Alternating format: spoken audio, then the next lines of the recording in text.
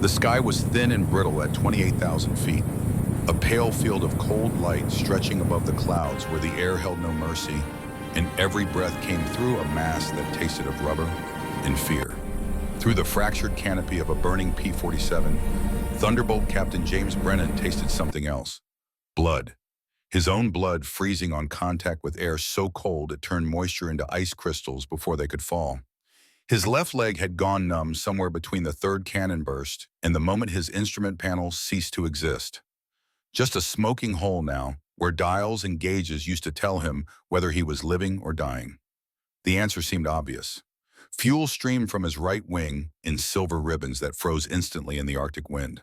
The canopy that should have protected him lay scattered across the French countryside below, shattered into 1,000 pieces by 20-millimeter shells that had no business missing his head by the margin they did. And still impossibly, the 8 Browning machine guns mounted in those massive wings remained loaded and ready, still capable of delivering death even as death circled closer with every passing second. Across the sky, close enough to see the expression behind his oxygen mask, a German pilot pulled alongside. Not attacking now, just watching, studying the wreckage that should have been a corpse, but was somehow still flying under some semblance of control. Oberleutnant Heinrich Adler. 206 confirmed victories painted on his fuselage like a butcher's tally. A knight of the air who had carved his legend across the steppes of Russia and the skies of France. He had just emptied every round of ammunition he possessed into the American fighter beside him. The American was supposed to be dead. The laws of physics said so. The laws of war said so. 206 previous victories said so. Instead, Captain James Brennan raised his right hand, extended his middle finger, held it there against the frosted remains of his cockpit glass so there could be no mistaking the gesture. The German pilot stared. In his entire career across continents and campaigns that had killed millions, Heinrich Adler had never seen anything like this. A man who should not be breathing in an aircraft that should not be flying, offering not surrender, but defiance. For we understand how this moment became possible before we witnessed the 8 minutes that would change aerial warfare forever. We need to go back 3 months. Back to when both sides thought they understood what made a fighter succeed. Back to when the Germans were still laughing. 3 months earlier, intelligence photographs of the new American fighter had circulated through Luftwaffe headquarters in Paris. The P-47 Thunderbolt. Officers gathered around tables studying images of an aircraft that seemed to violate every principle of fighter design that Europeans had refined through years of blood. Too heavy by half, 15,000 pounds against the Spitfire's 5,000. Too wide across the fuselage. Too ungainly in profile. Like someone had tried to build a fighter and accidentally created a milk truck with wings instead. In one ready room outside Paris, a group of pilots examined the photographs with the kind of professional interest that predators show when assessing new prey. One of them, an ace named Klaus Weber, with 70 victories, held up an image and laughed. "Look at this. The Americans have brought furniture to a knife fight." The laughter was genuine. These were men who had survived the Battle of Britain, who had cut their teeth over the Channel and sharpened their skills over the Eastern Front. They knew what worked in the air. They knew what died. And they knew that weight was death.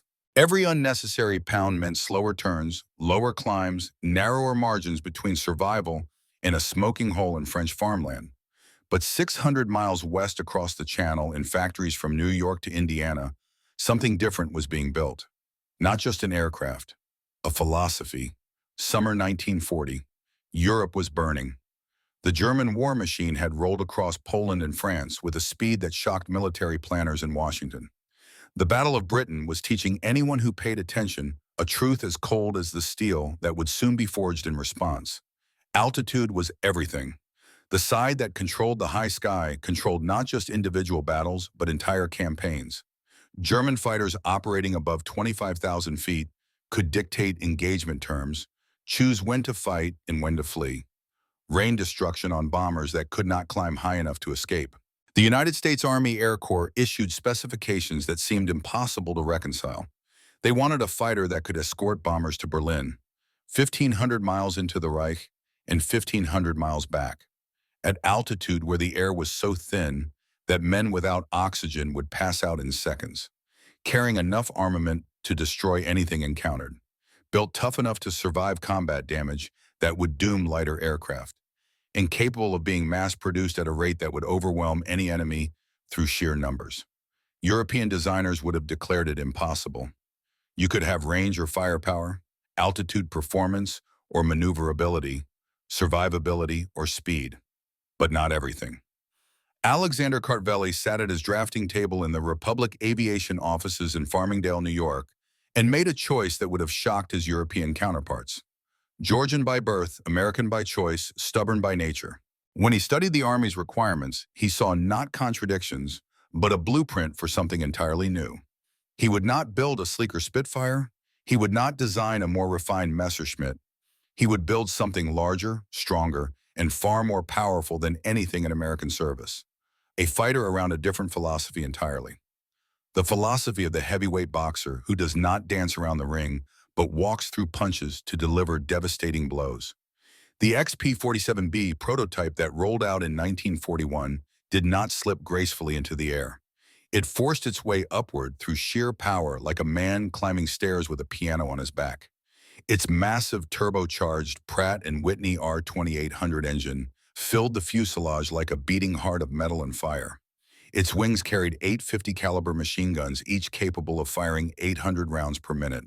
Its silhouette looked awkward to eyes trained on European aesthetics. One test pilot walking around it for the first time remarked that it looked like a milk jug with wings. He was not wrong. From certain angles, the P-47 resembled a household object more than a weapon of war. But then they opened the throttle, and the aircraft climbed as though it had found a secret path through the sky, as though the air itself was more willing to cooperate with something built with such unreasonable confidence. Progress came at a terrible cost. Between late 1942 and early 1943, training squadrons across the United States struggled to tame the new fighter. The massive engine produced 2,000 horsepower, more than any American fighter had ever carried. That power came with consequences that killed young men before they learned to respect them. On takeoff, inexperienced pilots found the torque could flip the aircraft onto its back if they were not prepared for the violence of all that power translating into rotation. In high-speed dives, the controls would lock solid ice forming in the hydraulic lines, or simple aerodynamic forces overwhelming the surfaces, leaving pilots trapped in a plunge toward Earth with no way to pull out except to cut throttle and pray. Lieutenant Richard Davies died on his third training flight when his P-47 ground-looped on landing at Selfridge Field in Michigan.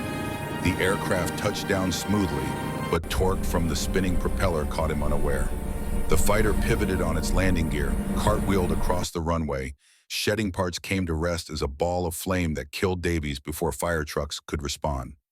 Lieutenant Thomas Park died at 32,000 feet when his controls froze during a practice dive over Michigan countryside. His radio transmitted nothing but a high-pitched scream for 3 seconds before cutting off. His aircraft hit frozen farmland at terminal velocity. The crater was 18 feet deep. By January 1943, 52 pilots had died in training accidents. 0 in combat because none had made it that far. The P-47 seemed less like a promise and more like a threat that turned inward. But one man saw something nobody else could see. A commander named Marcus Treadwell. And his theory would either save the program or destroy what was left of it. Colonel Marcus Treadwell stood 6 feet 2 inches West Point class of 1930 with a face that had forgotten how to smile somewhere over the skies of China, where he had flown as a volunteer before Pearl Harbor. Assigned to command the 56th Fighter Group in January 1943, his first order of business was reading casualty reports. 52 dead, not one from enemy action. His second order of business was visiting the widow of Lieutenant Davies. She lived in a small house outside Selfridge Field, close enough to hear engines every morning when fighters took off for training. When Treadwell knocked, she was 23 with an infant son who would never know his father. She invited the colonel in, served coffee from a percolator that had been a wedding gift, asked one question in a voice that did not shake because she had done all her shaking in private. "Why did my husband die, Colonel?" Most officers would have given the standard answer. Training accidents happen. Your husband died in service to his country. His sacrifice will be remembered. Treadwell gave her the truth. Because we are training them wrong, ma'am, and I am going to fix it. That night, Treadwell called a meeting of every flight instructor in his group. 27 men crowded into a briefing room designed for 15. They stood shoulder to shoulder, men tasked with transforming farm boys into fighter pilots, men who had watched too many students die. Treadwell stood at the front, pulled down a chart showing P-47 specifications: weight, engine output, wing loading, roll rate. Numbers that told a story if you knew how to read them. Stop flying it like a Spitfire. The silence that followed was the silence of men realizing they had been fundamentally wrong. This aircraft does not turn. It does not climb at low altitude. It does not do anything a European fighter does. And that is exactly why it is going to win this war. He pointed to the weight specification. 15,000 pounds. You know what that is: armor plate protecting the pilot. Self-sealing fuel tanks that do not explode when hit. 850 caliber machine guns with enough ammunition to fire for 40 continuous seconds. An aircraft built to absorb punishment that would turn a Spitfire into confetti and still bring its pilot home. Then he pointed to engine output. 2,000 horsepower. You know what that means at altitude? At 28,000 feet, where German engines are gasping for air, this fighter is just getting started. Where their power falls to 60%, ours is still producing 90. He turned to face them directly. We do not dogfight. We climb to the edge of space where German fighters cannot follow. We wait like eagles. When the enemy appears below, we dive like falling hammers. We hit 500, 600 miles per hour. We fire, we kill, and we climb back before they know what happened. Speed and altitude. Those are your weapons. Everything else is suicide. One pilot in the back raised his hand, a captain who had flown Wildcats in the Pacific. Sir, that is not fighting. That is just hit and run. Treadwell's expression did not change. Call it whatever you want, Lieutenant, but you will be alive to call it something. The new training doctrine was brutal in its simplicity. Pilots spent hours at altitude learning to trust oxygen systems in air so thin their lungs burned. They practiced dives from 30,000 feet, pushing past 500 miles per hour, learning the precise moment when controls would freeze and the exact technique to break them free. They ran gunnery practice at speeds that made their eyes water, learning to lead targets, while diving at angles that pressed them into seats with force enough to gray out peripheral vision. And they learned something that could not be taught, only experienced. They learned that the P-47, for all its weight and awkwardness, had been built by people who understood that war was not about grace. It was about coming home. James Brennan arrived at the 56th Fighter Group in March 1943. 24 years old, 6 feet tall, with wide shoulders and rough hands, of a man who had grown up working Nebraska farmland. His father had fought in the Great War, had come home with lungs scarred by mustard gas and deep suspicion of anything European. When Jimmy told him he had volunteered for the Army Air Corps, his father asked one question: "You gonna kill the bastards who did this to me?" "Yes, sir." "Then do it right. Do not play fair. Just win." Jimmy thought about those words during training, especially during dives when the world tilted and every instinct screamed to pull back, even though pulling back meant death. Especially when Treadwell's voice crackled over the radio. "Faster, Brennan. If you are not scared, you are not doing it right." But there was one man who made the whole thing possible, who turned Treadwell's theory into practice, who kept aircraft flying when they came back with oil leaks and hydraulic failures. Technical Sergeant Frank Caruso. Frank Caruso was 32 years old, Brooklyn-born, and Brooklyn-proud, with hands that could diagnose engine problems before any gauge could measure them. He had worked in his uncle's auto shop before the war, rebuilding Cadillacs for people with money to burn. Now he rebuilt P-47s for men who needed to stay alive. His crew chief station sat on the hard stand where Jimmy's aircraft lived when not trying to kill Germans. Tail number 2, 26471. Every morning Frank was there before dawn, running hands along wings, checking every rivet, testing control surfaces. "You treat her right," he told Jimmy on their first meeting, "and she will bring you home. I guarantee it." How can you guarantee that? Frank pulled a crescent wrench from his tool belt, held it up like a sacred object. "Because I built her to refuse to die, and I do not build things that break." It was a Brooklyn promise, the kind backed by pride and skill and fundamental unwillingness to accept failure. Jimmy would remember those words 3 months later, bleeding at 28,000 feet. April 1943. The 56th Fighter Group shipped to England, RAF Horsham St. Faith, a former British bomber base now crowded with American fighters and American confidence. The British pilots were polite, but skeptical. In the officers' mess hall, a RAF squadron leader named Pemberton watched P-47s taxi past windows. Those things look like they belong on a farm, not in the air. Jimmy, overhearing, replied without looking up from coffee. They are built like farm equipment, sir, designed to work hard and not quit. Pemberton smiled the way teachers smile at students who have not yet learned how wrong they are. Charming sentiment, Captain. But have they actually killed anything yet? The answer was no. First mission, April 15th. Escort bombers to Antwerp.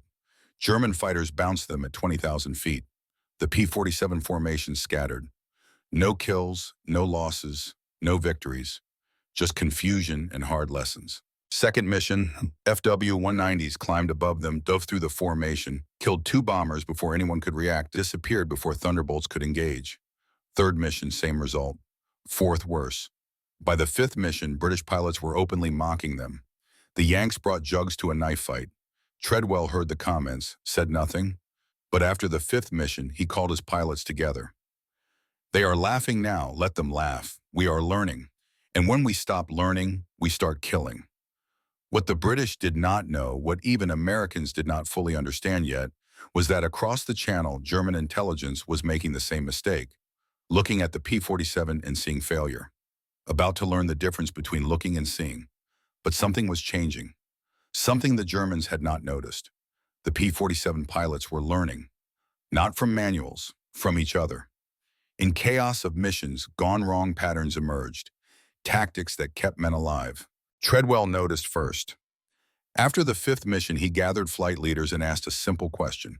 What worked? Captain David Schilling spoke up. A Texan who flew like he had been born with wings. I dove on a 109 from 30,000. Hit 520 miles per hour. Felt like the aircraft was shaking apart. He tried to follow. Could not match the speed. I came back around while he was still climbing. One burst, he came apart. Treadwell wrote on the blackboard. Speed and altitude. What else? Lieutenant Robert Johnson added his observation. Quiet Oklahoma farm boy. The Germans turn away when we fire. They expect us to chase like we are flying Spitfires.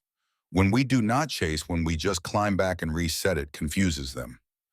Treadwell wrote again. Discipline, no chasing. By the end of that meeting, they had the foundation of something new, not a tactic, a doctrine. May 1943 became a month of transformation. Treadwell drilled his pilots with intensity of a man who knew mistakes in training meant deaths in combat. Climbed to 30,000 feet, wait like predators. When enemy fighters appear, drop on them with every ounce of speed the aircraft can give. Never turn, never slow down, never dogfight. They called it boom and zoom. German pilots would later have another name for it. Der Moment, in dem der Himmel zusammenbricht. The moment when the sky collapses. Jimmy Brennan flew 12 practice missions in May, each one pushing him closer to the edge of what the aircraft could do, what his body could endure. Each time he landed, Frank Caruso met him with the same question. How did she handle like a truck full of bricks going downhill? Good. Trucks full of bricks do not break. On May 29th, they received orders for maximum effort. Escort B-17s to St. Nazaire. Intelligence reported heavy Luftwaffe presence. Expect resistance. Expect losses. The night before, Frank pulled Jimmy aside, handed him a small photograph. A little girl, maybe 3 years old, dark curls and a smile that could melt ice. What is this, my daughter? Angela. 3 years old, Elenino. You are going to meet her after the war, Brennan. Come to Brooklyn, eat my wife's lasagna, and tell Angela about flying the toughest fighter in the war. You know why. Why? Because I am going to make damn sure this aircraft brings you home, every single time. That is my promise, not to you, to her. Because I do not make promises to my daughter that I cannot keep. Jimmy tucked the photograph into his flight suit pocket right over his heart. I will hold you to that, Frank. May 30th, 1943. 0600 hours. 48 P-47 Thunderbolts lifted from Horsham St. Faith into dawn that painted the English countryside gold and gray. They formed up over the coast, climbed to 28,000 feet, where air was so cold that moisture from breath froze on oxygen masks and had to be scraped away with gloved fingers. Below 120 B-17 Flying Fortresses droned toward France, each carrying 10 men and 6,000 pounds of bombs. 1,200 Americans whose survival depended on the fighters above. Treadwell's voice came over the radio, calm despite static. Maintain altitude. Maintain discipline. When they come, we go through them like a hammer through glass. The German fighters appeared at 0847 hours. 30 FW-190s climbing from the south in tight formations that spoke of experience. Professional. Deadly. Here they come, someone breathed on the radio. Young voice, scared. Wait for it, Treadwell replied. No fear, no excitement, just certainty. The Germans climbed. 20,000 feet, 22,000. At 24,000 struggling in air that gave their engines only 70% power, they became vulnerable.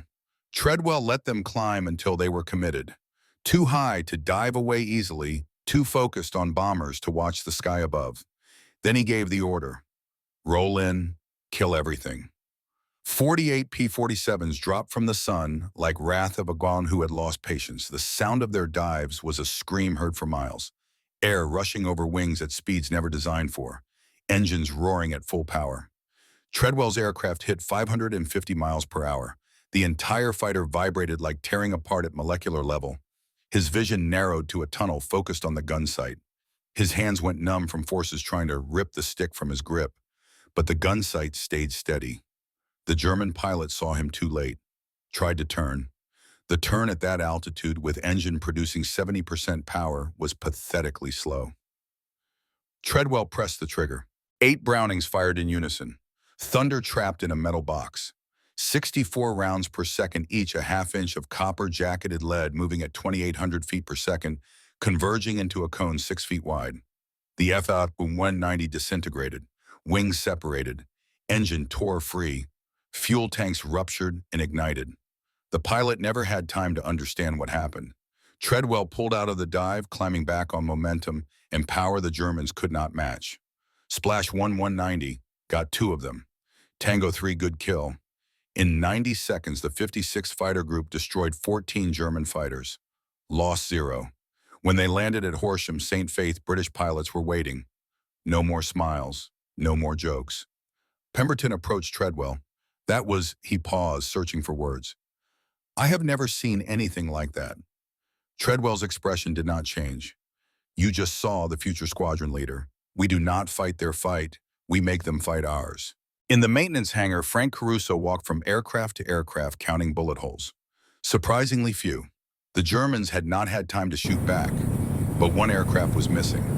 Lieutenant Morrison's P-47 had taken a cannon hit to the engine. Somehow he had nursed it back across the channel, belly landed in an English field. Walked away with just bruised ribs. Frank inspected the wreckage the next day.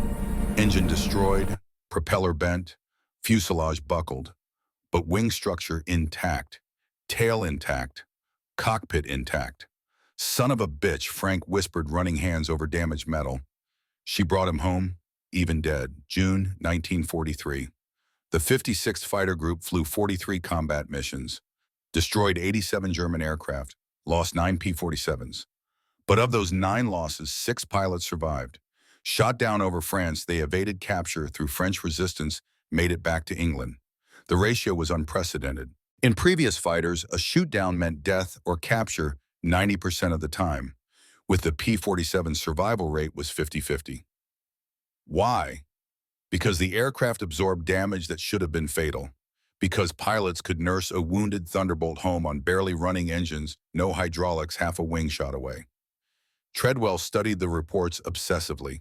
He was interested in survivors, in understanding what it took to kill one of these fighters versus merely damaging it. Gentlemen, he told his pilots in early June, the Germans are learning to be afraid of us. Good. But I need you to understand something more important. This aircraft will keep you alive if you trust it. Do not bail out at the first hit. Do not panic when you see smoke. This machine will take you home if you give it a chance. Jimmy Brennan listened carefully. He had flown 8 combat missions, fired his guns 4 times, 1 confirmed kill, a Bf-109, that had tried to climb with him at altitude. One probable. He was learning to trust the aircraft, learning to trust Frank's promises, learning to trust Treadwell's doctrine. But he was about to face a test that would push trust beyond anything imaginable. June 25, 1943, evening briefing. Target Villacoublay Airfield outside Paris. Mission escort B-17s on maximum effort strike against German fighter production. Expected enemy strength heavy. Possibly 200-plus Luftwaffe fighters. Treadwell stood at the front. This is the big one, gentlemen. We are going deep. We are going to be outnumbered. The Germans are going to throw everything at these bombers. He paused. Some of us are not coming home tomorrow. That is mathematics. But here's what happens to those who do. We climb to 30,000 feet. We sit like eagles. When those German fighters rise to meet the bombers, we fall on them like the hammer of God. He looked directly at Jimmy. Brennan, you are flying wing on me tomorrow. Stay tight. Stay fast. Do not do anything stupid. Yes, sir. After the briefing, Jimmy walked outside into the English evening. Frank found him near the hard stand where his P-47 waited. You nervous, terrified? Good. Keeps you sharp. He handed Jimmy a thermos. Coffee. Fresh from Brooklyn. Well, from a can that came from Brooklyn 6 months ago. They stood in silence. Two men from different worlds brought together by war. Jimmy from Nebraska, Frank from Brooklyn, connected by an aircraft that represented something larger. Jimmy said finally, you ever wonder if we are going to win this every single day?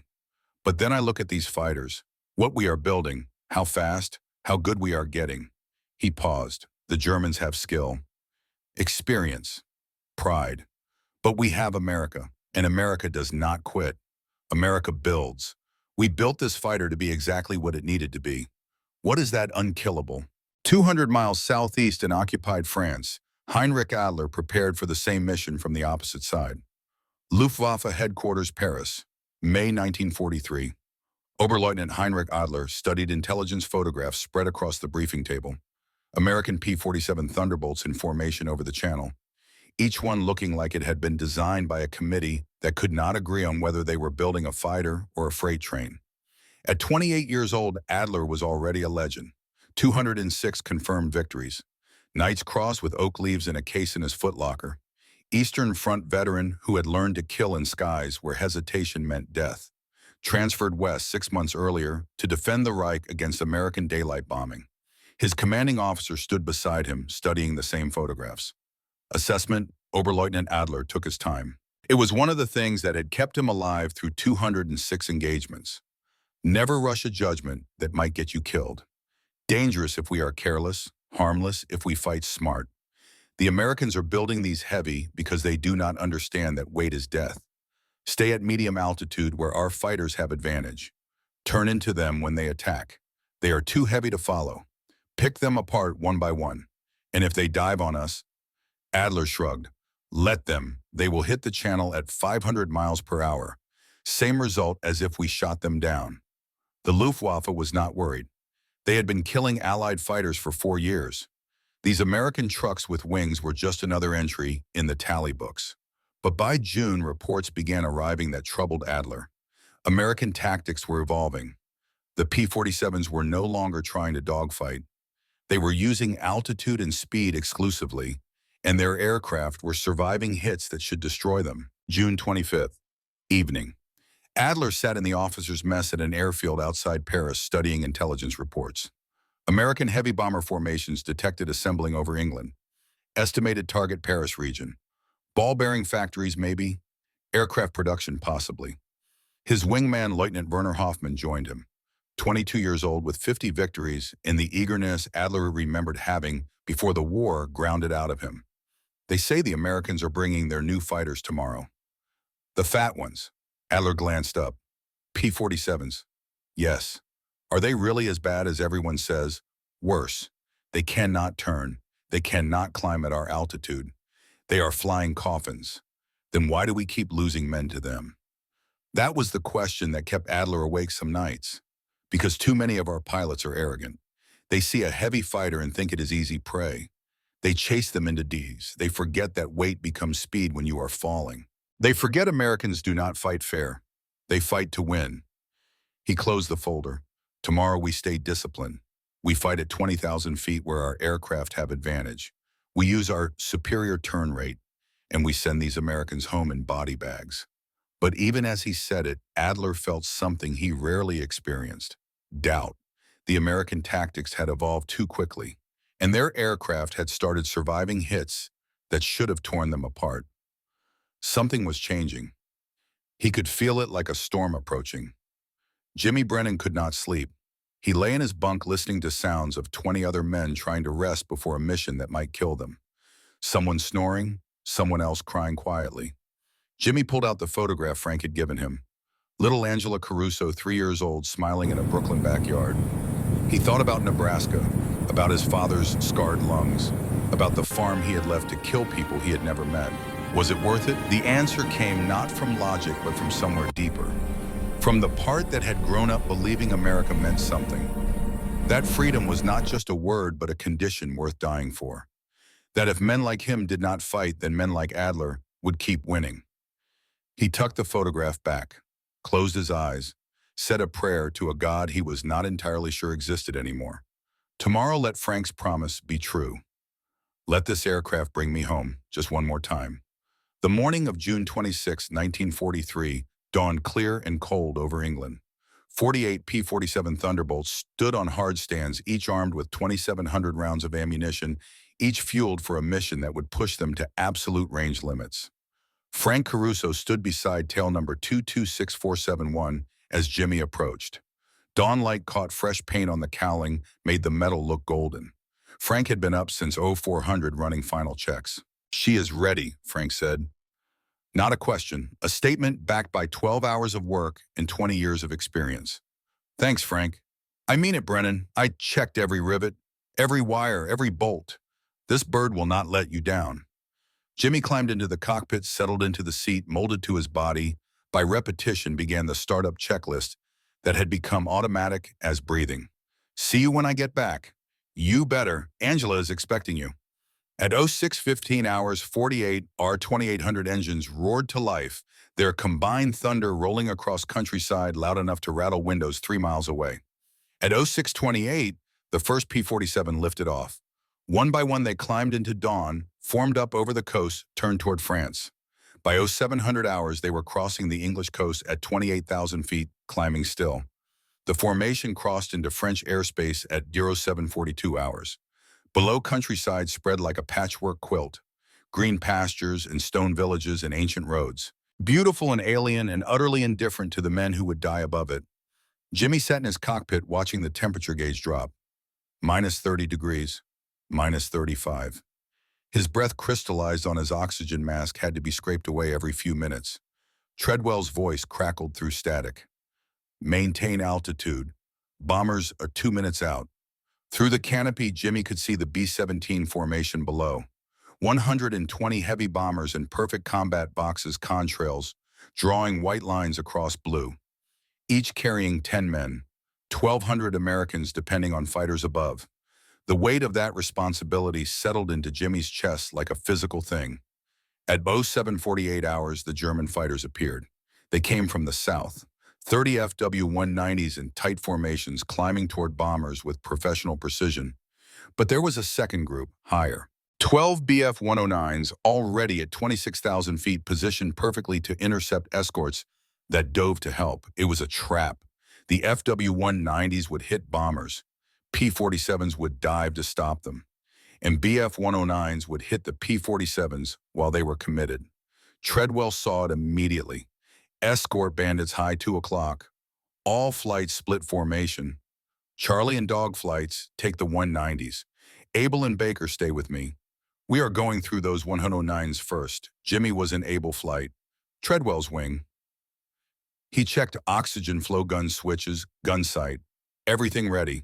"Stay tight," Brennan Treadwell said. "We are going in fast." "Yes, sir." Treadwell rolled inverted, pulled through, dropped toward the BF-109s, like a stone thrown from heaven. Jimmy followed, pushing his aircraft into the dive, feeling the familiar sensation of the world tilting and horizon disappearing. The airspeed indicator spun past 300, 400, 450. The P-47 shook violently. The stick fought Jimmy's grip like something wild. And still they accelerated. 500 miles per hour, faster than most aircraft could dive without structural failure. Fast enough that wind noise drowned out engine roar. Treadwell's guns opened fire at 800 yards. Tracer rounds arced through air like thrown spears. The lead Bf-109 tried to break left. Too slow. Too late. Treadwell's burst caught it perfectly rounds, walking tail to nose until the entire fighter exploded. No fire, no smoke. Just there one instant and gone the next. Jimmy picked his target, a Bf-109 banking right pilot trying to escape but unable to generate needed turn rate because at 26,000 feet his engine was producing barely 60% power. Jimmy led the turn, calculating deflection by instinct. Pressed the trigger. Felt the aircraft shudder from recoil of 8 guns firing simultaneously. Watched tracers converge. The Bf-109's tail separated cleanly, sheared away by concentrated fire. The rest tumbled nose down. The pilot bailed out, parachute blossoming white. Jimmy's first thought was sharp. I just killed a man. Or tried to. His second thought followed immediately. No time for that now. He pulled out of the dive using momentum to climb back to altitude exactly as Treadwell had trained. The engagement had taken 15 seconds. Around him the sky descended into chaos. P-47s and German fighters tangled in a three-dimensional knife fight at speeds that made every mistake fatal. Tracer fire crisscrossed the air. Aircraft fell trailing smoke. Parachutes drifted toward France. Men died. And below it all, untouched, the B-17 formations kept droning forward. The mission was working. The doctrine was working. Then Jimmy's radio came alive with a voice he had never heard. Calm, professional, speaking English with heavy German accent. American fighters. This is Adler. You have learned well. But you have not learned enough. From 32,000 feet higher than any American had climbed, Heinrich Adler led a swarm of 4 FW-190s into battle. They had been holding position above the fight, waiting for this moment when escorts were committed and scattered. Now Adler had altitude position and perfect firing solutions. He picked his target with care of a man who had made this calculation 206 times, a lone P-47 slightly separated, climbing back to altitude after successful engagement. Tail number 26471. Adler's wingman Hoffman called out, I have him, Herr Oberleutnant. Let me take this one. No, Adler replied. This one is mine. He rolled inverted, pulled into a dive, positioning him 1,200 yards behind the climbing American. At that range, with closure speed he would generate, the American would have perhaps 3 seconds to react. Not enough time. Adler closed to 800 yards, flipped the safety off his cannons, settled the gun sight on the American's engine, took a breath, started to press the trigger, and then impossibly the American broke left. Not a combat maneuver, just a random jink at exactly the instant Adler fired. The burst missed by inches. How had he known? Jimmy had felt it more than seen it. The shadow crossing peripheral vision, the hair on his neck standing up. Every prey animal's instinct screaming danger. He had broken left without thinking, acting on pure survival reflex. Saw tracer rounds flash past his right wing, close enough to touch. Looked back. Saw the WWII, saw the kill markings. 206. Oh hell, he whispered. Oh hell, oh hell, oh hell. He shoved throttle to firewall, put nose down dove. Remembered Treadwell's words. Never turn, never slow down. The P-47 accelerated like gravity had doubled. 450, 480, 500. The aircraft shook so hard Jimmy's vision blurred. Behind him, Adler followed. Also diving, also accelerating. But the FW-90 had a fatal flaw German engineers had never solved. At high speed, above 450 miles per hour, the controls became heavy. At 500, barely controllable. At 500 miles per hour, the P-47 was just getting warmed up.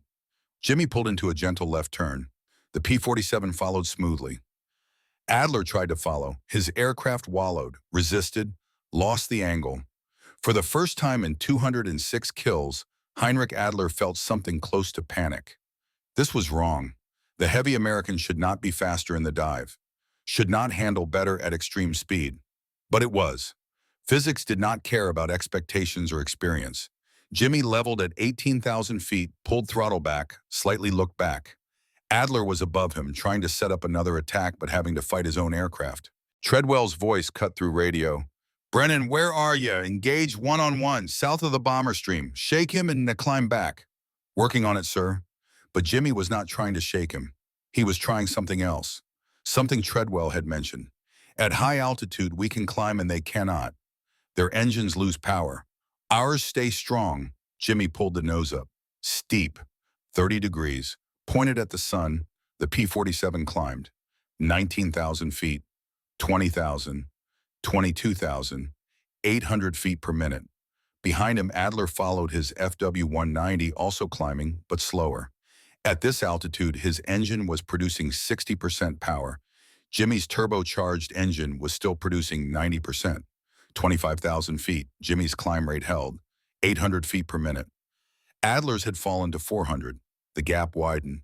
26,000. 28,000.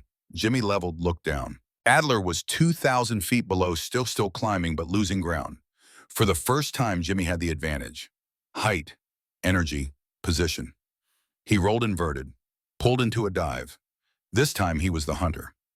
Adler saw the American diving and made a decision born from 206 victories of muscle memory. He broke hard right, trusting his fighter's superior turn rate. It worked. The P-47 could not follow the turn. The American flashed past. But instead of diving away, the American climbed again, reset, came back. Adler realized with alarm that he was not in a dogfight. He was in a demonstration. The American was showing him that the rules had changed. That turn rate no longer mattered when the enemy could simply climb back and try again, and again, until the German ran out of ammunition or made a mistake or got exhausted. This was not combat. This was a lesson. And Adler was the student. The dogfight attracted attention. German fighters converging to help their ace. American fighters converging to help their wingman. Within 90 seconds, 30 aircraft were tangled in a furball over central France.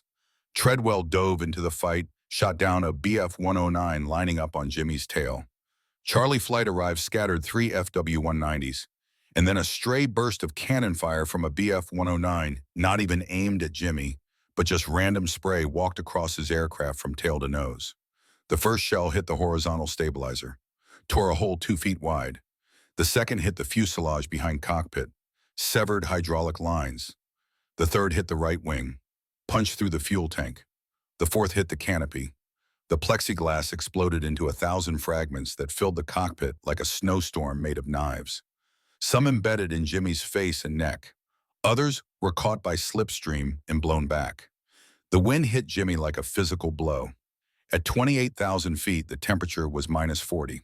Air pressure a third of sea level. Wind speed from forward motion 200 miles per hour. All of that hit him when the canopy disintegrated. The oxygen mask was ripped from his face by wind forces beyond what thin rubber could resist.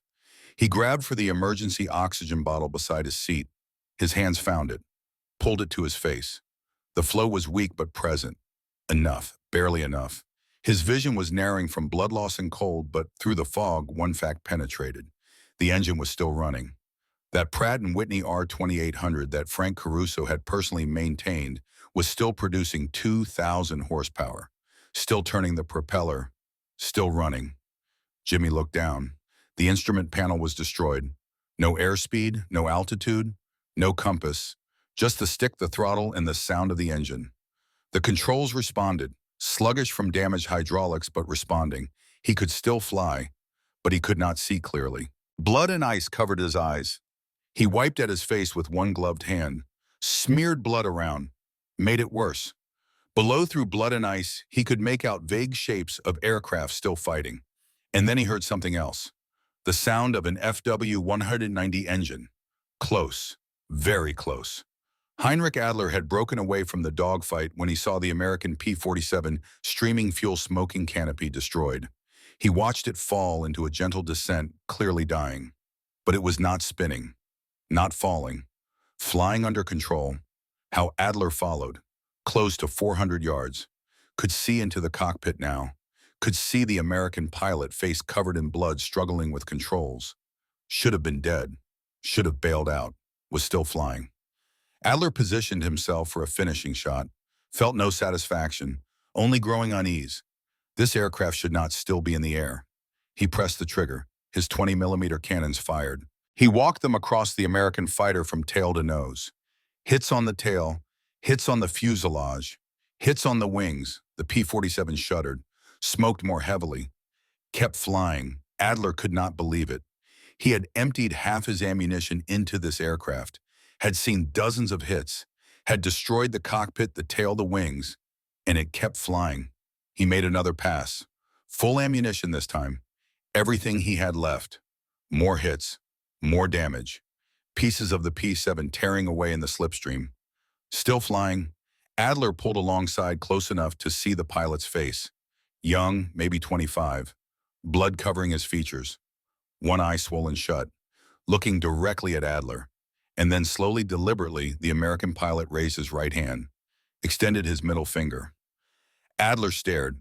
In his entire career across continents and campaigns, he had never seen anything like this. This man should be dead. His aircraft should be scrapped. Instead, he was giving Adler the finger. Adler pulled back, considered his options. He had ammunition left. He could make another pass, could finally destroy this American. But something stopped him. Not mercy, not compassion. Fear. Fear of what it meant that this aircraft would not die. Fear of what it said about the enemy he was facing. Fear that the war had already changed and he had not noticed until now. He keyed his radio. Hoffman, form on me. We are leaving. But Herr Oberleutnant, the American is already dead. He just does not know it yet. But as Adler turned his FW-190 east toward Germany, he looked back one last time. The P-47 was still flying, still heading west, still refusing to die. Adler shook his head, whispered something that would haunt him. Das ist kein Flugzeug. Das ist ein Panzer mit Flügeln. That is not an aircraft. That is a tank with wings. Jimmy Brennan could not feel his left leg, could barely see out of his left eye, could barely hold the stick. But the engine was still running, and he could see the channel ahead, that thin line of silver separating France from England, from death, from life. 90 miles. He checked the fuel gauge with his one working eye. The needle was buried in the red. Maybe 10 minutes of fuel left, maybe less. 90 miles. He did the math. At his current speed, maybe 200 miles per hour, barely above stall 10 minutes gave him 33 miles. He would fall into the channel 57 miles short of England, unless he could coax more speed without using more fuel. He nosed down slightly, let gravity do the work, watched airspeed creep up. 220, 230. The fuel gauge did not move. Or maybe it did, but so slowly he could not tell through blood-covered eyes. Below, French countryside slid past. Villages, roads, fields. He thought about Frank Caruso, about the promise. This aircraft will bring you home. Thought about Angela, 3 years old, smiling in a Brooklyn backyard. Thought about his father, scarred lungs, bitter memories. And he thought about the German pilot who had given up, who had had the kill and walked away.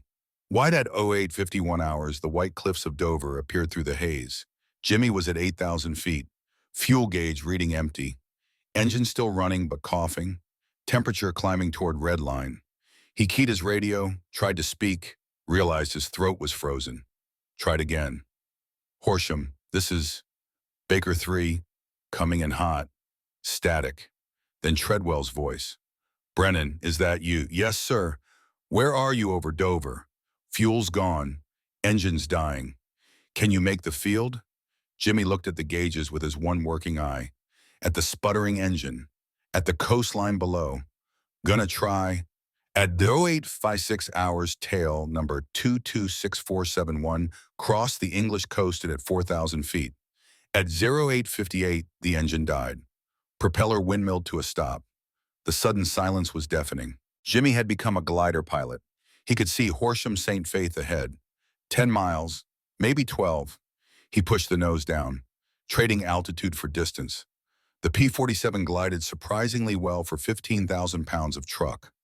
6,000 feet, 5,000. The airfield appeared. He tried to lower landing gear. Nothing. Hydraulics were dead. Belly landing then. 3,000 feet, 2,000. He lined up on the runway, too high, too fast, slipped the aircraft, bleeding off altitude and speed. 1,000 feet, 500. The runway filled his vision. 100 feet. He pulled the nose up, flared, held it off. The P-47's belly hit concrete with a shriek of tortured metal. Sparks erupted.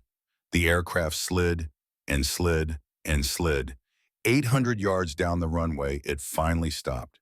Jimmy sat in the cockpit, unable to move, unable to think, just breathing, alive. He heard voices, saw Frank Caruso's face appear beside the cockpit. Jesus Christ, Brennan. You look like hell. Told you. I'd be back. Yeah, you did. Frank's voice cracked. Medics! Get the medics over here! As they pulled Jimmy out of the cockpit, he looked back at the aircraft. The tail was shredded. The wings were riddled with holes. The fuselage looked like Swiss cheese. The canopy was gone. The instruments were destroyed. But the engine, that massive R-2800, sat in its mount, silent but intact, had brought him home, just like Frank promised. While medics worked on Jimmy, Frank Caruso walked around the aircraft with a clipboard, counting. He counted for 20 minutes. When he finished, his hand was shaking. Treadwell approached. How bad? Frank showed him the clipboard. 211 holes, sir. 211 separate hits. Treadwell stared at the number. Then at the aircraft, then back at the number. That is impossible. Yes, sir, it is. Frank's voice was quiet. But she is sitting right there, and Brennan is alive. Treadwell walked closer to the P-47, ran his hand along the wing, felt the holes, the torn metal, the shredded aluminum, and beneath it all, the structure, the ribs, the spars, the bones of the aircraft, still intact. Get photographers out here, he said. Document everything, every hole, every hit. I want this documented, sir. Because when we show this to the British, to the press, to anyone who still thinks these fighters are too heavy to work, this is our answer. This is proof. Jimmy woke up 3 days later in a hospital bed. His head was bandaged. His left leg was in a cotton. His shoulder was stitched. But he was alive. Treadwell was sitting in a chair beside the bed, reading a newspaper. Welcome back, Captain. Captain Jimmy's voice was hoarse. You got promoted while you were unconscious. Also recommended for the Silver Star. General Hunter himself wants to pin it on you. For what? Getting shot to hell. For surviving. Treadwell folded the newspaper, showed Jimmy the front page. There was a photograph, the P-47, tail number 226471, with Frank Caruso standing beside it, pointing at the holes. The headline, Pilot Survives 211 Hits in Thunderbolt. Frank counted. Twice, had 3 other mechanics verify. 211 confirmed hits. 20mm cannon rounds, 13mm machine gun, 7.92mm. You got hit by everything the Luftwaffe had. Jimmy stared at the photograph. How long until I can fly again? 6 weeks minimum. Maybe 8. And the aircraft. Treadwell smiled. First time Jimmy had ever seen him smile. Frank says he can have you here flying in 2 weeks. Says it is just a matter of patching holes and replacing parts. Says the important stuff, the engine, the structure, the guns, it all still works. He is going to fix her. He is going to rebuild her. Says no way in hell is that aircraft going to scrap. Says she earned the right to fight again. What neither Jimmy nor Treadwell knew was that the photograph was already changing the war. Within 24 hours, it reached Washington. Republic Aviation received it, used it in training materials. Within a week, it reached every P-47 squadron in Europe. Morale soared. Pilots who had been nervous about the heavy fighter started requesting it. Within 2 weeks, it reached Germany. Luftwaffe intelligence studied it in silence. 211 hits. Pilot survived. Aircraft repairable. The report that climbed to Hermann Goering's desk was stark. American P-47 demonstrates extraordinary damage tolerance. Previous assessment of aircraft as vulnerable is incorrect. Recommend immediate tactical revision. Engagement above 25,000 feet no longer advisable. But more than tactics changed. German pilots started talking in ready rooms, in mess halls, in quiet conversations away from superiors. They talked about the American who would not die, about the aircraft that refused to quit, about the growing sense that maybe they were no longer fighting inexperienced colonials. They were fighting something else, something industrial, something systematic, something American. By August 1943, the balance had shifted. German pilots who once mocked the P-47 now avoided it. Those who did not avoid it died. The tactics Treadwell had developed became doctrine throughout the 8th Air Force. Boom and zoom, speed and altitude, industrial discipline over individual heroism. And across the channel in factories from New York to Indiana, production lines ran 24 hours a day.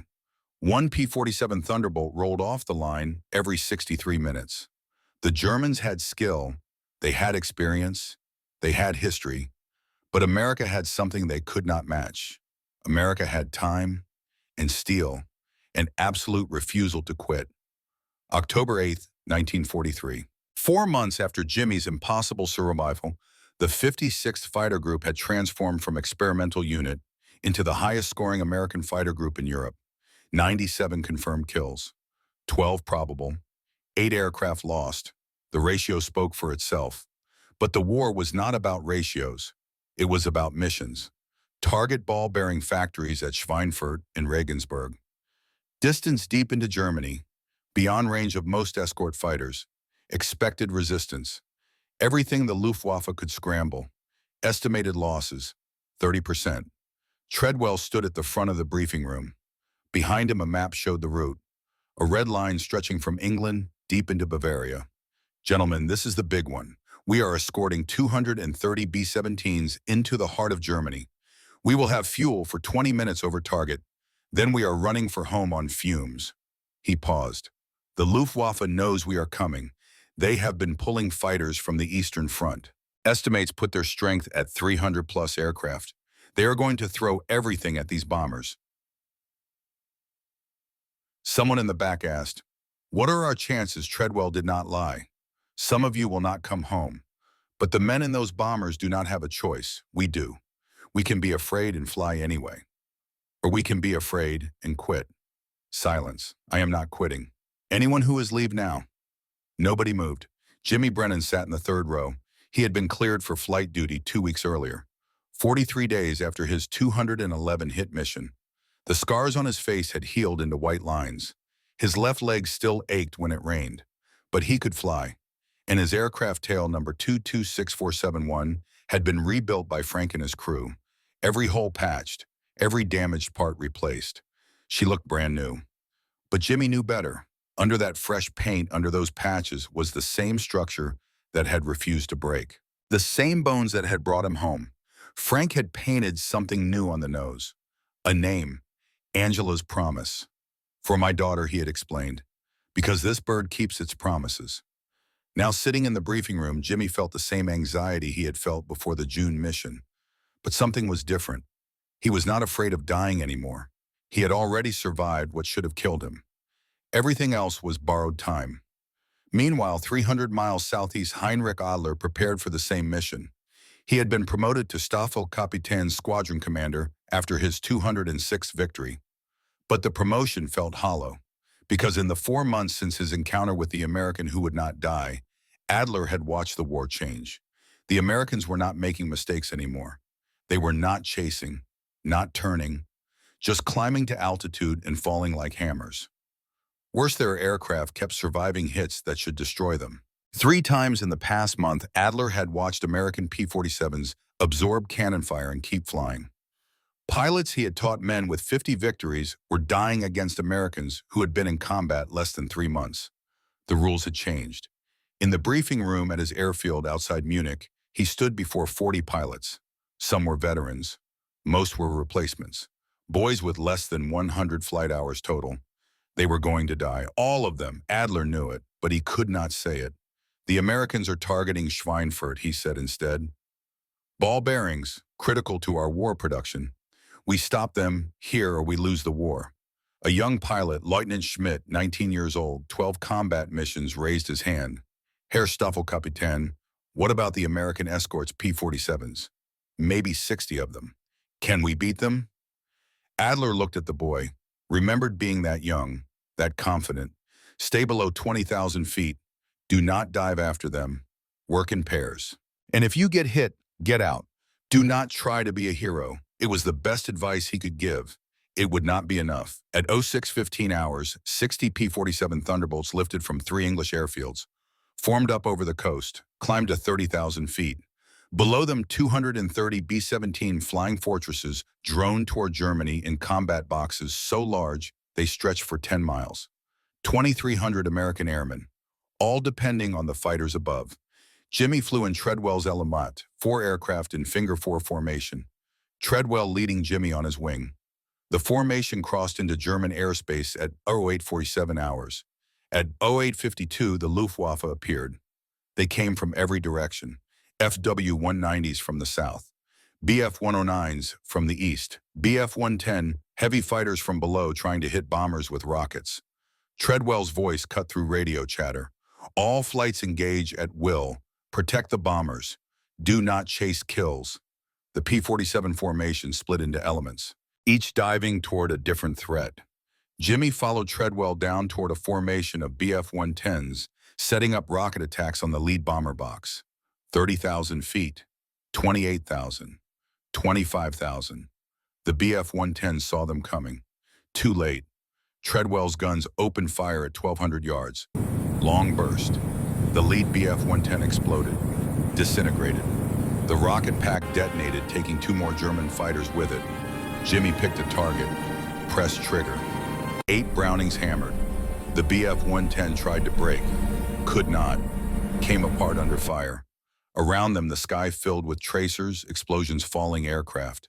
A P-47 went down, trailing fire. Pilot bailed out. 3 BF-109s went down almost simultaneously, victims of coordinated bounce by Charlie flight. An FW-190 got behind Jimmy. He felt impacts. Cannon shells walking across his left wing. Flashback to June, to 211 hits, to bleeding at altitude. But this time, Jimmy did not panic. He dove, accelerated, left the FW-90 behind, climbed back to altitude, reset. Heinrich Adler climbed his F-190 to 26,000 feet. Below, the battle raged. His pilots, the ones still alive, were scattered. He had already lost 6. Shot down by P-47s that appeared from nowhere, fired, disappeared back into the sun. He needed to do something, needed to score a victory, needed to prove German skill still mattered. He saw a P-47 below him, slightly separated, diving on a BF-109. Perfect. Adler rolled inverted, pulled through dove. But he had made a mistake. The same mistake that had killed hundreds of German pilots in the past 4 months. He had assumed the P-47 was alone. It was not. The P-47 was Jimmy Brennan's. The aircraft diving to help was Treadwell's. Adler saw the second P-47 too late, tried to brake, could not. At 28,000 feet, Heinrich Adler's FW-190 met American firepower.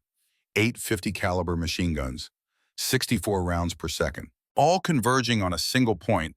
The FW-190's engine disintegrated. The cowling tore away. The propeller separated. Fire erupted from fuel tanks. Adler tried to bail out. The canopy would not open, jammed. He had 3 seconds to understand what was happening. 3 seconds to realize he was about to die. 3 seconds to think about the American pilot he had shot 211 times. The one who had given him the finger. The one who had survived. And then the fuel tanks exploded. Jimmy saw the fireball, saw the distinctive markings on the falling wreckage. 206 kill markers. Adler, he felt nothing. Not satisfaction, not revenge, just hollow acknowledgement. The man who should have killed him in June was dead, killed by the same tactics, the same aircraft, the same refusal to fight by German rules. Treadwell's voice on the radio. Brennan confirmed that kill. Confirmed, sir. FW-190. Heavy ace markings. Good kill. Form on me. We are heading home. The battle was ending. German fighters, decimated and out of ammunition, were breaking off. The bombers continued toward Schweinfurt, virtually unmolested. Below, German ground observers counted the carnage. 43 Luftwaffe fighters destroyed, 7 P-47s lost. The ratio told the story. When Jimmy landed at Horsham St. Faith, Frank Caruso was waiting. How did she fly perfect? Took a few hits on the left wing. Nothing serious. Frank walked around the aircraft, counted 6 new holes. I will have her fixed by tomorrow. Frank, I got him, the German who shot me up in June. He is dead. Frank stopped, looked at Jimmy. How do you feel about that? I do not know. Empty, I guess. That is normal. First time I saw a man die car accident in Brooklyn, 1935, I felt the same way. Like something should matter, but does not. When does it start mattering again? When the war ends and you have time to think about it. Until then, you just keep working. He patted the wing. She brought you home again. That is what matters. 3 days after Schweinfurt German High Command met in Berlin, the reports were catastrophic. 43 fighters lost in one day, 19 pilots dead, 12 captured. Only 12 bailed out successfully. Worse, only 7 American escorts shot down. The exchange ratio was 6-1 in favor of the Americans. Hermann Goering read the reports in silence, then asked a single question. What happened? The intelligence officer stood. The Americans have perfected their tactics, Reichsmarschall. They no longer engage in dogfights. They use altitude and speed exclusively, and their aircraft, the P-47, can absorb damage that would destroy our fighters. Solutions avoid combat above 25,000 feet. Engage only when we have numerical superiority of at least 3-1. Prioritize attacking bombers over engaging escorts. Goering slammed his fist on the table. That is retreat. We are running from them. We are adapting to reality, sir. The Americans have changed the rules of aerial combat. We can either adapt or die. In the back of the room, a young Luftwaffe officer listened carefully. His name was Gunther Rahl. He would survive the war. And 50 years later, he would write in his memoirs, "At Schweinfurt, we learned that courage and skill could not overcome industrial might. The Americans did not outfight us, they outbuilt us. And in the end, production won the war." June 5, 1944. Jimmy Brennan stood on the wing of Angela's Promise and looked out at the largest gathering of military aircraft he had ever seen. 500 P-47 Thunderbolts, stretched across a dozen English airfields, all preparing for the same mission, D-Day. Tomorrow, 150,000 Allied soldiers would storm the beaches of Normandy, and every single one would depend on the fighters above to keep the Luftwaffe away. Frank Caruso climbed up beside him. Big day tomorrow, biggest of the war. You nervous, terrified, but not of flying, of what happens if we fail. Frank nodded. We will not. You know why, wow? Because we built 15,000 of these fighters, and every single one is designed to refuse to quit. The Germans have skill. We have system, and system wins. The invasion began at 6:30 hours. By 700 P-47s filled the sky above Normandy, flying in layers, sea level to 30,000 feet, a solid wall of American air power. The Luftwaffe tried to respond. At 07:43, 12 FW-190s attempted to attack landing craft at Omaha Beach. They were intercepted by 16 P-47s. 11 German fighters were destroyed in the first pass. The 12th tried to escape, made it 3 miles before another P-47 element caught him. 0 German aircraft reached the beaches. By noon it was clear. The Luftwaffe had lost, not just the battle, the war. German soldiers on the ground watched the sky in despair. Watched American fighters patrol unopposed. Watched as any vehicle that moved on roads was immediately attacked. Jimmy's squadron transitioned to a new mission, ground attack. The same guns that had torn apart fighters now shredded truck convoys. On June 7th, Jimmy's flight caught a panzer column trying to reinforce Caen. They came in low, 500 feet, 450 miles per hour, 850 caliber machine guns per aircraft, 4 aircraft, 32 heavy machine guns firing simultaneously. The column disintegrated, trucks exploded, tanks burned, soldiers scattered. Jimmy pulled up, looked back. The road was on fire for half a mile. He felt sick. This was not aerial combat. This was slaughter. But it was necessary slaughter, because every German tank destroyed here was one fewer attacking American soldiers on the beaches.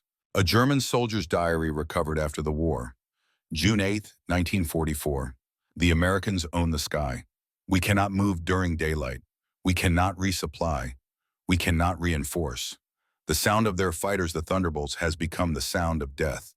Today I watched an entire company destroyed in minutes. just minutes. The American aircraft dove from nowhere. Fired, everything exploded, then they were gone. We are not fighting an air force. We are fighting a machine. And the machine is winning. 2 weeks after D-Day, Treadwell gathered his pilots for a final briefing. Gentlemen, we have won. The Luftwaffe is finished. They have aircraft but no fuel. They have pilots but no training time. They have skill, but we have system. He pulled out a chart showing production numbers. In the past year, the United States produced 15,686 P-47 Thunderbolts. Germany produced 14,000 total fighters of all types. But here is the difference. When we lose a P-47, we replace it in 3 days. When they lose a pilot, they cannot replace the experience. He pointed to the chart again. We are not winning because we are better pilots. We are winning because our nation can build supply chain and deploy faster than they can destroy. That is the lesson of the P-47. That is the lesson of this war. Industrial might beats individual skill. System beats heroism. And America has the greatest system the world has ever seen. January 1st, 1945. The Luftwaffe's last gasp, Operation Bodenplatte, a desperate surprise attack on Allied airfields. 900 German fighters launched at dawn. Mission: destroy Allied aircraft on the ground. They succeeded. 300-plus Allied aircraft destroyed in the first hour. But then the American system responded. Replacement P was arrived by transport within 48 hours. Fresh from American factories. New pilots arrived within a week. The Luftwaffe lost 300 pilots in the operation. Irreplaceable. By January 3rd, Allied air strength was back to pre-attack levels. German air strength never recovered. April 1945. Jimmy Brennan flew his final combat mission on April 15th. Berlin escort. The city was already surrounded by Soviet forces. The war was weeks from ending. No German fighters rose to intercept.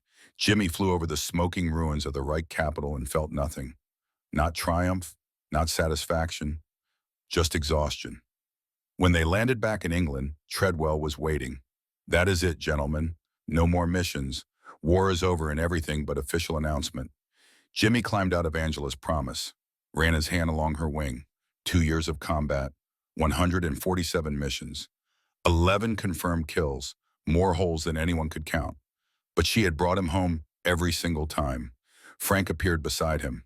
What are you thinking that I owe this aircraft my life? Multiple times. You do not owe her anything. She was doing what she was built to do, which is refuse to die. May 8th, 1945. VE Day. The war in Europe ended. Jimmy stood in the mess hall with the rest of the 56th Fighter Group. Someone had found champagne. They drank, they celebrated. But mostly they were quiet, thinking about the men who were not there, the ones who had not made it home. 53 pilots killed in action, from an organization that cycled through 200-plus pilots during the war. 26% casualties. In any other fighter group, the number would have been higher. 50%, 60%. But the P-47 had kept more of them alive. September 1945. Jimmy Brennan returned to Nebraska, walked off the train in Omaha. His father was waiting. They did not hug, just shook hands. You kill the bastards who did this to me, his father asked. 11 confirmed, probably more. Good. They walked to the truck in silence, drove back to the farm. Jimmy did not talk about the war for 20 years, but before he left England, he made one stop. Frank Caruso's apartment in Brooklyn. 3 rooms, small, crowded with family. Angela Caruso was 5 years old now, shy, hiding behind her mother. Frank introduced Jimmy. Angela, this is Captain Brennan, the pilot I told you about, the one I made a promise to. Angela looked up at Jimmy. Daddy said you flew the airplane he fixed. That is right, your father is the best mechanic in the entire Air Force. Did the airplane bring you home every time? Because your father built it to refuse to die. Angela smiled. That is a good airplane, best in the world. Frank's wife Maria served lasagna, real Italian lasagna. The first meal Jimmy had eaten in 2 years that did not taste like the military. After dinner, Frank pulled him aside, showed him photographs of Angela's promise. They are scrapping them, Frank said quietly. Too expensive to maintain in peacetime. Most of the P-47s are going to be melted down. Even mine. Even yours. Jimmy felt something crack in his chest. She deserves better than that. She deserves a place in a museum. But that is not going to happen. There are 15,000 of them. They cannot save them all. 1947. Jimmy was working the family farm when a letter arrived from Germany. Inside, a handwritten note in broken English. Dear Captain Brennan, my name is Greta Adler. I am widow of Oberleutnant Heinrich Adler. He was killed in October 1943 by American fighter. I found his diary after the war. In it, he wrote about an American pilot who survived impossible damage, who gave him, I think the English phrase is the finger. He wrote that this moment changed his understanding of the war. He realized that Germany was not fighting pilots, was fighting a nation, and that nation would win. He was right. I write to ask, were you that pilot? If yes, I want you to know. My husband respected you, even though you were enemy, because you showed him that courage exists in all men, not just German men. I have no anger, only grief, and hope that men like you and my husband never have to fight again. Respectfully, Greta Adler. Jimmy read the letter 3 times, then wrote back. His response took him a week to compose. The final version was simple. Dear Mrs. Adler, yes, that was me. Your husband was a skilled pilot and a warrior. I am sorry for your loss. I hope our children never have to do what we did. Respectfully, James Brennan, 1985. 40 years later, Jimmy Brennan stood in the Smithsonian National Air and Space Museum. White hair, 70 years old, grandchildren at his side.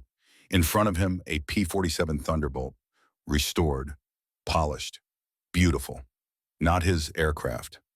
Angela's promise had been scrapped in 1947, but this one was close enough. His grandson Tommy, 12 years old, asked, Grandpa, is this the plane you flew? Something like it. Were you scared? Jimmy thought about that question. About 211 hits. About bleeding at altitude. About Adler's face through the canopy every single day. But you did it anyway. I did it because men like your great-grandfather, my father, sacrificed so much in the last war that I could not let them down. And because my friend Frank built these aircraft to bring us home, and because the men beside me depended on it. He put his hand on the propeller blade. This aircraft was not the fastest, was not the most elegant, but it was the toughest. It refused to quit. And that is what America is supposed to be. Tommy looked up at the massive fighter. I wish they still made them. Jimmy smiled. They do, just in different forms. Every time America builds something that refuses to quit, we are making another Thunderbolt. Every time we choose system over shortcuts, endurance over elegance, we are honoring what this aircraft represented. The camera pulls back from the museum, shows the P-47, shows Jimmy and his grandson, fade to historical footage. P-47s rolling off assembly lines, climbing into combat, returning home damaged. Narration, the P-47, Thunderbolt flew its last combat mission in 1945, but its legacy endures.